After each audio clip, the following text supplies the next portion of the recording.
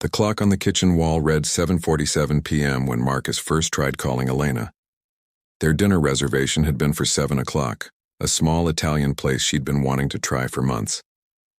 He'd made the booking 3 weeks ago, confirmed it twice, even left work early to pick up flowers. Yellow roses, her favorite. Now those roses sat wilting on the granite countertop, still wrapped in cellophane, while Marcus stared at his phone. The call had gone straight to voicemail. He tried again. Same result.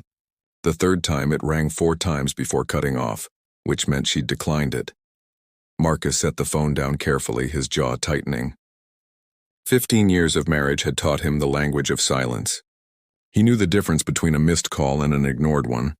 He walked to the dining room where he'd set the table that morning before leaving for work. 2 place settings with the good china Elena's mother had given them as a wedding gift. Candles he'd planned to light. A bottle of Chianti he'd been saving. Their anniversary wasn't for another week, but he'd wanted to do something special. Lately, the space between them had been growing, filled with her mysterious late meetings and his mounting suspicion. His phone buzzed. Finally, the text message contained 2 words. I'm busy. Not I'm sorry, not can we reschedule. Not even an excuse. Just a dismissal, casual and cold, as if their plans meant nothing. As if he meant nothing. Marcus felt something shift inside his chest. Not the hot flash of anger he'd expected, but something else. Something colder and far more permanent. It was the feeling of a door closing, a lock clicking into place, a decision crystallizing after months of doubt. His fingers moved across the screen with a steadiness that surprised him. Then stay busy. Don't come home. He hit send before he could second-guess himself. For a moment, he just stood there, staring at the sent message. Then he called his brother. Jake, I need you to come over. Bring your truck and your toolbox. What's going on? Jake's voice carried concern. It was nearly 8 o'clock on a Tuesday. I'm changing the locks. Tonight. There was a pause. Marcus, maybe you should... Tonight, Jake, can you help me or not? I'll be there in 20 minutes. Marcus ended the call and looked around the house they'd built together. 6 years in this place. They'd painted every wall, chosen every fixture, argued over every piece of furniture. Elena had wanted modern. He'd preferred traditional. They'd compromised on transitional, whatever that meant. Now the carefully curated blend of their tastes felt like a museum exhibit of a marriage that no longer existed. He went to the bedroom and pulled out 2 large suitcases from the closet. Then methodically he began packing Elena's clothes. Not everything, just enough for a week or 2. Enough to make his point clear. Her work clothes, casual outfits, toiletries from the bathroom. He moved through the task with mechanical precision, feeling oddly detached from his own actions. This wasn't who he was. Marcus Thorne was the reasonable one, the peacemaker, the man who talked through problems over coffee and compromise. But something had broken tonight and he couldn't find the pieces to put it back together. Didn't want to. His phone buzzed again. Elena. Marcus, don't be dramatic, he almost laughed. Dramatic after months of coming home to an empty house. After the receipts he'd found from restaurants they'd never been to together. After the new perfume and the password-protected phone and the smile that never quite reached her eyes anymore. After all of that, he was being dramatic. He didn't respond. Jake arrived 18 minutes later, took one look at Marcus's face and asked no questions. They drove to the hardware store in silence, bought new deadbolts and door handle sets, and returned to begin the work. As Marcus removed the first lock cylinder, his phone rang again. Elena. He declined the call. She tried twice more while they worked. Then the text started coming. We need to talk. You're overreacting. Marcus, answer me. He silenced his phone and focused on the screwdriver in his hand, the simple mechanics of replacement, the satisfying click of new tumblers finding their place. Elena arrived home at 10:23 p.m. Marcus heard her car pull into the driveway. The distinctive purr of her Audi, a sound so familiar it might as well have been her footsteps. He was sitting in the living room, lights on, waiting. Jake had left 15 minutes earlier, squeezing his shoulder in silent support before driving away. The new locks gleamed brass bright on all 3 exterior doors. Front, back, and garage. Marcus had been thorough.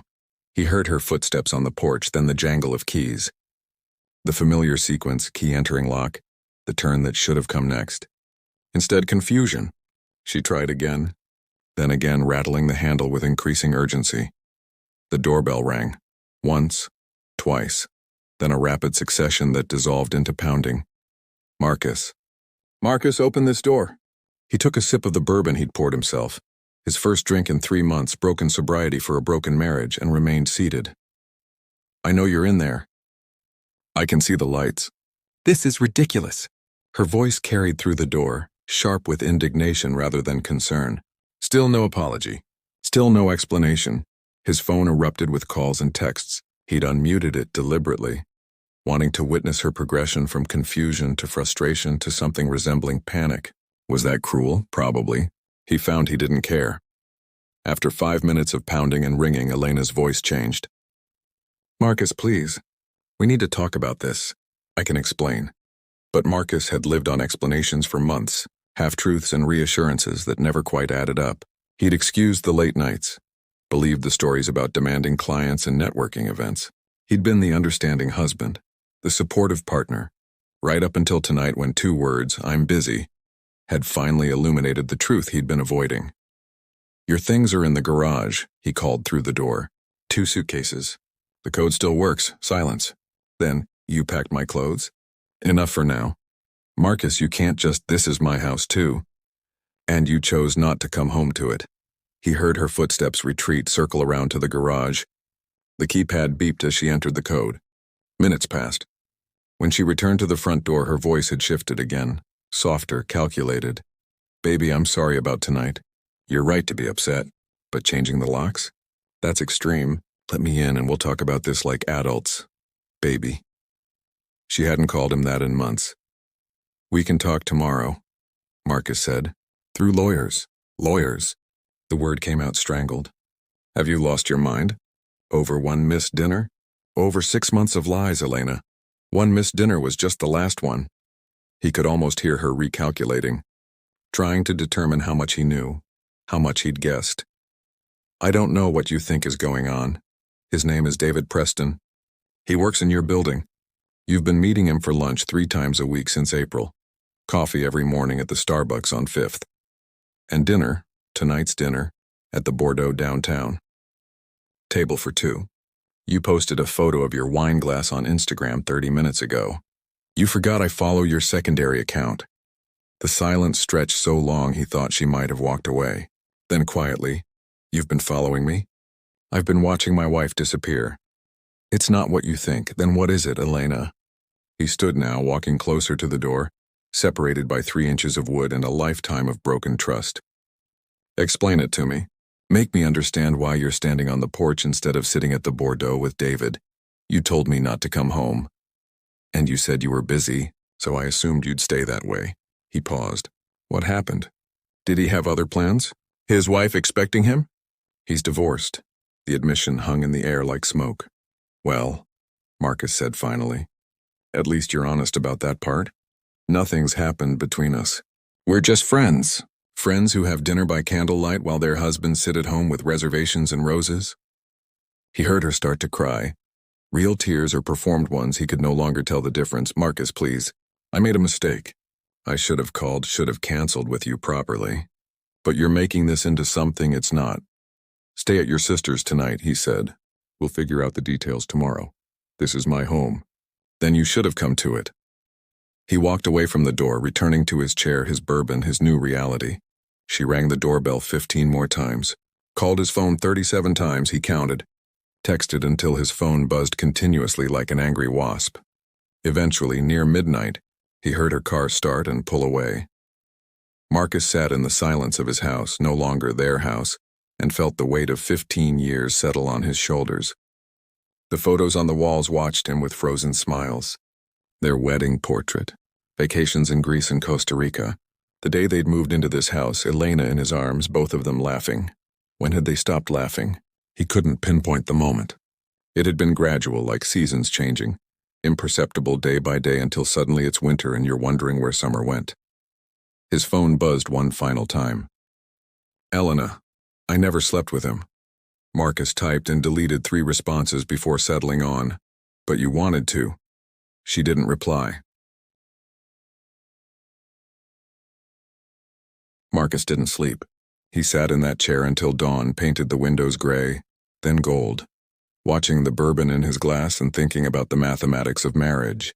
15 years, 180 months, 5,475 days, give or take. At what point had they crossed the threshold from together to apart? Which day had been the last good one? And had he known it at the time? At 6:47 a.m., his phone rang. Not Elena, his sister, Diane. Elena's at my place, she said without preamble. She showed up at 1 in the morning with 2 suitcases and a story that you've lost your mind. Did she tell you where she was last night? Silence, then. She said she lost track of time at work. She was having dinner with another man, a coworker named David Preston, while I waited at home with reservations, flowers, and a hope that I was wrong about everything I'd been noticing for months. He heard Diane exhale. Market, she didn't come home, Diane. I didn't throw her out. She chose not to come home. I just made that choice permanent. Marriage is work. You don't just give up. I didn't give up. I've been fighting alone for half a year while she pulled away. Last night was just me finally letting go. Diane was quiet for a moment. She's my sister. And I've been your brother-in-law for 15 years. That has to count for something. It does. That's why I'm calling. Marcus, she's scared, confused. She says she doesn't know what happened, how things got so bad. She knows exactly what happened. She just didn't think there would be consequences. After he hung up, Marcus forced himself through the motions of a normal morning. Shower, coffee, the same breakfast he'd eaten for 10 years. 2 eggs, toast, orange juice. But everything felt off-kilter, like performing a play where someone had changed the script overnight. At 8:15, his lawyer called. He'd texted Paul Chen at 5 in the morning, waking him with a message that began, I need to file for divorce. I've drawn up preliminary papers, Paul said. Based on what you told me, we're citing irreconcilable differences rather than adultery. Cleaner, faster, less expensive if she doesn't contest. Washington is a no-fault state anyway. Are you sure you want to proceed this quickly? I'm sure. Marcus, I have to ask, is there any chance of reconciliation? Marriage counseling? Would you counsel someone to reconcile with a person who repeatedly chose someone else? Paul sighed. I'll have the papers ready by this afternoon. But think about this carefully. Once we file, once we serve her, there's a momentum to these things. It becomes adversarial quickly. After ending the call, Marcus walked through the house with new eyes. Everything would need to be divided. The furniture they'd picked together, the dishes, the art on the walls, books, electronics, 1,000 shared possessions that would need to be split into his and hers, mine and yours before and after. He stopped in his office, a converted bedroom where he worked from home 3 days a week. This had been his sanctuary, but even here Elena's presence lingered. Her photo on his desk, her handwriting on the calendar, her coffee mug that said world's okayest wife that he'd bought as a joke 2 Christmases ago. The joke felt cruel now. His phone buzzed. Elena, can we please talk? Face to face? Marcus stared at the message. Part of him, the part that had loved her for nearly 2 decades, wanted to say yes. To unlock the door and let her explain. To find a way through this that didn't end in divorce papers and divided assets. But another part, the part that had sat alone last night with roses and reservations, knew that talking would only delay the inevitable. Elena had made her choice. Not just last night, but every time she'd prioritized David Preston over their marriage. Every canceled plan, every late night, every password-protected phone, he typed, through lawyers. Like I said, her response came immediately. You're really going to throw away 15 years without even hearing me out? You threw them away. I'm just acknowledging the loss. 3 dots appeared, disappeared, appeared again. Then, I deserve better than this. Marcus almost laughed. Almost.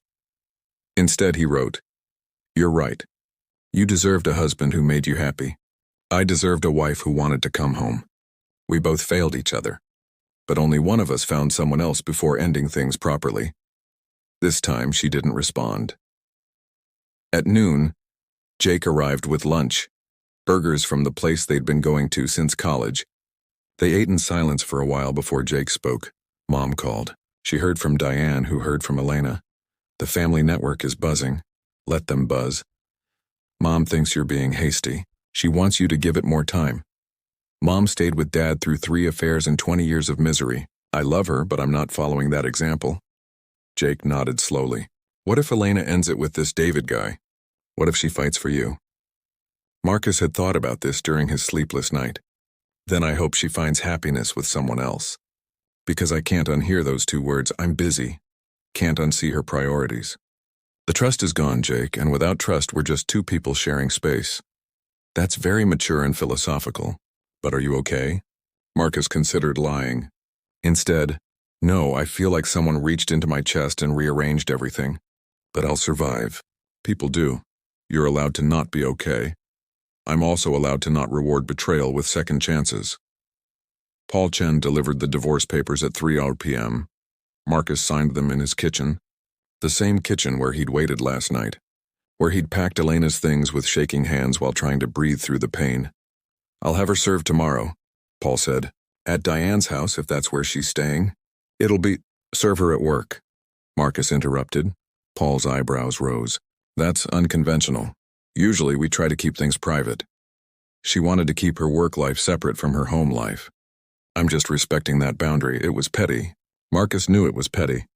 But as Paul left with the signed documents, he felt a grim satisfaction. Elena had humiliated him publicly. Missed anniversary dinners that friends knew about. Canceled plans that family had witnessed. Let her experience a fraction of that exposure. That evening, he did something he hadn't done in years. He called his old college friends and made plans. Drinks on Friday, a basketball game next week, a fishing trip they'd been talking about for 5 years. Life was already rearranging itself into a new shape. Not better yet, not healed, but different. Forward moving. His phone buzzed. Unknown number, this is David Preston. We need to talk. Marcus stared at the message for a long moment, then blocked the number. Some conversations weren't worth having. The process server found Elena at her office Wednesday afternoon. Marcus knew because his phone exploded with calls and texts at 2:47 p.m. From Elena, from Diane, from his mother.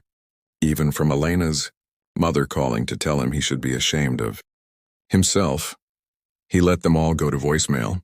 What he hadn't expected was David Preston showing up at his door at 6:30 that evening. Marcus saw him through the peephole, tall, athletic, the kind of handsome that came from a gym membership and good jeans. He wore a suit that probably cost more than Marcus's car payment, and he looked nervous.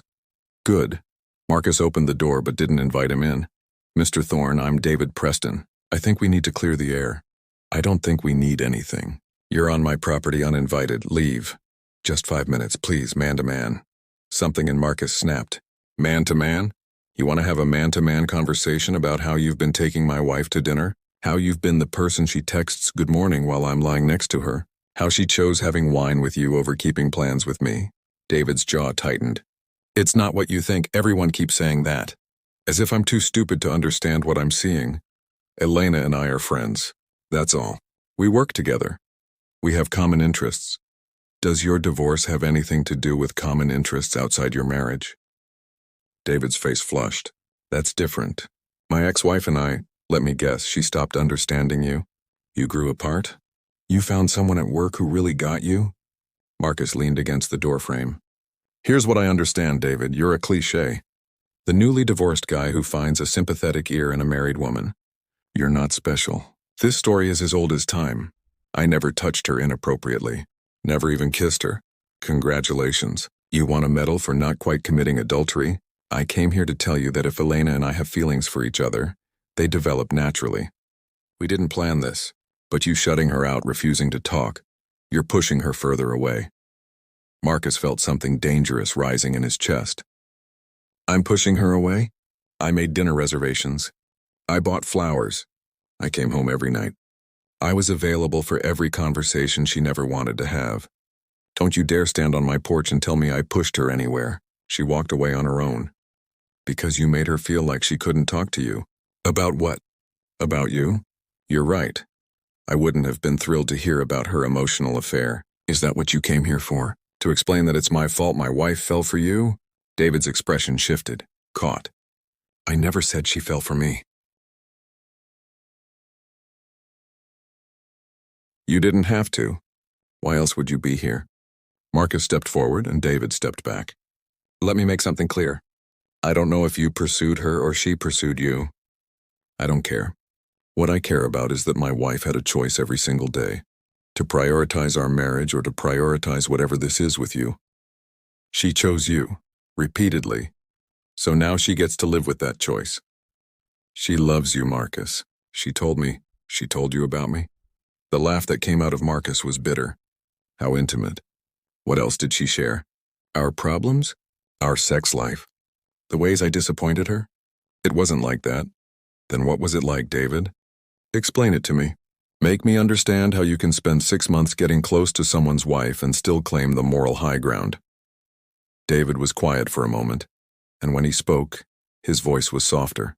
I lost my marriage because I took it for granted. Stopped seeing my wife, stopped appreciating her. By the time I realized what I'd lost, it was too late. I see that happening to you and Elena, and I thought, you thought you'd save us? By being the person she confided in instead of me. By being the shoulder she cried on, the lunch companion, the distraction. Marcus shook his head. You didn't see us failing, David. You were part of the failure. I never meant I don't care what you meant. I care what you did. Now get off my property. David opened his mouth, closed it, then tried again. She's at a hotel. The Marriott downtown. Room 412. She's been crying for 2 days. If you have any love left for her at all, if I have any love left, I'll let her go. Let her figure out who she is without me propping her up. Let her face the consequences of her choices. Marcus started to close the door, then paused. One more thing. When this inevitably doesn't work out between you two, and it won't because relationships built on betrayal never do, don't call me looking for absolution. You won't find it here. He closed the door before David could respond. Inside, Marcus's hands were shaking. He'd never been confrontational, never been the type to tell someone off. But the words had poured out of him like poison finally purged, and he felt strangely lighter. His phone rang. His mother this time. He considered ignoring it but answered on the 4th ring. Marcus James Thorne, what is wrong with you? Hi, Mom? Don't hi, Mom me. Having Elena served at work? In front of her colleagues? That's cruel. She had dinner with another man in front of the internet. Posted it on social media. I'd say we're even. That's not Marcus. Marriage is about forgiveness. About working through problems. It's also about respect and fidelity. She violated both. She made a mistake. People make mistakes. A mistake is forgetting to pick up milk. This was a series of choices made over months. With full awareness of what she was doing, his mother sighed heavily. Your father and I know. Dad cheated and you stayed. You forgave him 3 times and you're still married. But Mom, were you happy? Really happy? Or did you just become good at pretending? The silence on the other end told him everything. I love you, Mom. But I'm not living your life. I'm 42 years old and I still have time to find someone who actually wants to be with me. Who chooses me? Not every day. I'm not naive enough to expect that, but at least on the days that matter. After he hung up, Marcus poured himself another bourbon. The bottle was half empty now. He'd have to buy another one if this kept up. Bad habits forming in real time. His phone buzzed. Elena, from what must be her hotel. David told me he came to see you. I didn't ask him to do that. Marcus typed and deleted responses for 5 minutes before settling on, it doesn't matter who asked. What matters is he felt comfortable doing it. That tells me everything about your relationship with him. There is no relationship. How many times do I have to say it? Until it's true, I guess. I want to come home. Not happening. This is insane. You're treating me like a criminal over a friendship. Marcus felt his anger crystallize into something cold and immovable. You stood me up for dinner with another man. You sent me a text that said I'm busy. Not I'm sorry, not emergency, just I'm busy. Like I was an inconvenience. Then you posted a photo from your date on social media. You humiliated me, Elena. So no, you don't get to come home. You don't get to minimize this as just a friendship. And you definitely don't get to make me feel crazy for having boundaries. 3 dots appeared, disappeared, appeared again. Finally, when did you become so cold? When did you stop coming home? 3 weeks later, Marcus stood in his lawyer's office reviewing the settlement agreement. Elena had contested nothing. Not the division of assets, not the timeline, not even his request to keep the house. She'd signed everything Paul had put in front of her with what Paul described as defeated resignation. She could have fought for more, Paul said. The house alone is worth arguing about. But she seems ready to move on, as if 15 years could be boxed up and shipped away like the belongings she'd collected from the house last week while Marcus stayed at Jake's, as if moving on was a destination you reached rather than a long, painful journey. Have you heard from her directly? Paul asked. No, you? Just through her attorney. But Marcus, I have to ask, are you certain about this? The cooling off period isn't over. You could still withdraw the petition. Marcus looked at the papers, his signature required in 6 places. I'm certain. He wasn't, not entirely. Late at night, he still reached across the bed expecting to find her. He still made too much coffee in the mornings, still set out 2 plates before remembering. Muscle memory of marriage that would take time to unlearn. But certainty wasn't about absence of doubt. It was about knowing that staying would hurt more than leaving. He signed. That evening, Marcus drove to the Italian restaurant, the one where they'd had reservations that night. He'd made another booking, this time for 1. The hostess seated him at a table by the window and he ordered the meal he'd planned to share with Elena. Antipasto, carbonara, tiramisu. It was excellent. He barely tasted it. Halfway through dinner, a woman approached his table, mid-30s, auburn hair, kind eyes. I'm sorry to interrupt, but are you Marcus Thorne? He tensed. Do I know you? No, but I know Elena. We work together. She glanced at the empty seat across from him. I heard about... I'm sorry. That's not why I came over. I just wanted you to know that she's miserable. Absolutely destroyed. She regrets everything. Marcus set down his fork. Did she send you? God, no. She'd kill me if she knew I was talking to you. But I was there when she got served. And I saw what it did to her. And I know David Preston. He's not a good guy, Marcus. He targets vulnerable women. Elena wasn't the first, won't be the last. She was an adult who made choices. She was. You're right. But she's also heartbroken and alone, and I thought you might want to know that. After she left, Marcus sat with the information. Elena was miserable. Elena regretted everything. Once upon a time, that news would have changed everything. He would have called her immediately, offered a path back, rebuilt the bridge she'd burned. But that was before. Before the I'm busy, before the photos with David, before 3 weeks of radio silence while she waited to see if he'd break first. He finished his meal alone, paid the check, and drove home. No longer their home, just his. The house felt bigger these days, emptier. He'd removed her photos from the walls, boxed up the last of her possessions. Soon there would be no evidence she'd ever lived there. Except Marcus would remember. That was the cruelty of memory. It didn't vanish just because you wanted it to. His phone rang as he pulled into the driveway. Elena. He stared at her name on the screen, his finger hovering over the answer button. Then after the 4th ring, he answered. Hello. Marcus. Her voice was small, broken. Please don't hang up. I'm listening. I was wrong. About everything. About David, about priorities, about us. I was so wrong, and I've been trying to figure out how to tell you that. How to apologize for something this big. Okay. Okay? That's all you're going to say? What do you want me to say, Elena? That you'll give me another chance. That we can fix this. She was crying now. That you still love me. Marcus closed his eyes. I do still love you? That's the worst part. It would be easier if I hated you. Then come back. Let's go to counseling. Let's do whatever it takes. Elena, do you know what I figured out these past 3 weeks? I've been mourning our marriage for months. Maybe longer. I stayed because I was supposed to. Because that's what you do. But I haven't been happy in a long time. Neither have you. We've been holding on to something that was already gone. That's not true. We can get it back. We can't. Because even if you never physically cheated, you emotionally checked out.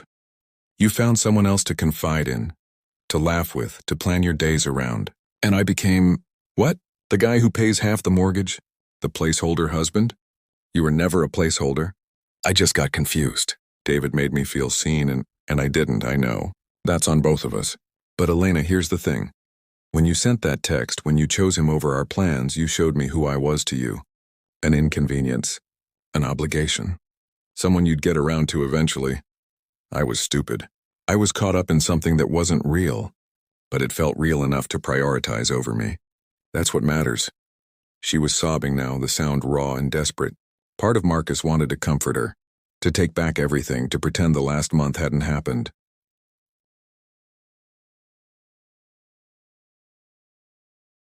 But he'd changed the locks for a reason. "I'm not signing the papers," she said suddenly. "I'll fight this. I'll contest everything. You can't just throw away 15 years. Elena, no, you don't get to do this. You don't get to decide our marriage is over without giving me a chance to fix it." Marcus took a deep breath. "You had chances. Every day for 6 months. Every time you chose lunch with David. Every time you came home late with excuses. Every time you picked up your phone and prioritized someone else. Those were all chances, Elena. I'm just done pretending they didn't happen. Please, Marcus, please don't do this. I'm not doing anything except accepting what already happened. You ended this marriage. I'm just finalizing the paperwork. I hate you. I know. You'll probably hate me more before this is over. But one day, maybe you'll understand that I'm doing us both a favor. We deserve better than what we became. There is no better than us, and there could have been. Should have been. But we missed our exit, and now we're too far past it to turn around." She hung up without saying goodbye. Marcus sat in his car in his driveway for another 20 minutes. Tears finally coming now that no one could see them. He cried for the marriage that failed, for the wife he'd lost, for the man he'd been who trusted too much and noticed too late.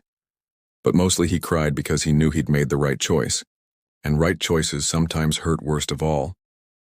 6 months later, Marcus stood in his backyard watching the sunset.